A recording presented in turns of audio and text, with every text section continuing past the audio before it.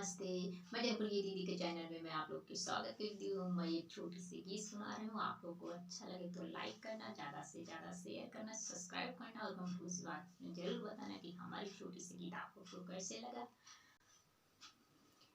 हमार भैया सिरी टोपी लगावई, हमार भैया सिरी टोपी लगावई, हमार भैया सिरी टोपी लगावई, हमार भैया सिरी टोपी लगावई। जब हमरे भैया के परिगा बियाहवा, जब हमरे भैया के परिगा बियाहवा, हमार भैया स्नो पाउडर लगावई, हमार भैया स्नो पाउडर लगावई, हमार भैया स्नो पाउडर लगावई, हमार भैया सिरी टोपी लगावई, हमार भैया सिरी टोपी लगावई,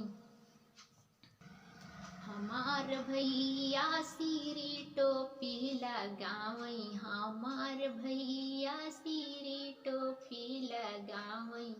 जब हमरे भैया के होइगा बियाहवा, हमार भैया आवाजाही लगावई, हमार भैया आवाजाही लगावई, हमार भैया सिरी टोपी लगावई, हमार भैया सिरी टोपी लगावई,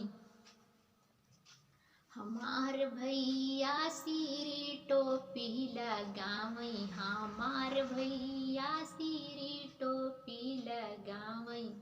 जब हमरे भैया के होइगा ललना, हमार भैया हीरा मोती लुटावई, हमार भैया हीरा मोती लुटावई, हमार भैया सिरी टोपी लगावई, हमार भैया सिरी टोपी लगावई। तो हेलो फ्रेंड, आप लोग कमेंट में जरूर बताना कि हमारा गीत आप लोग को कैसे लगा। मिलते हैं अगले नेक्स्ट वीडियो में।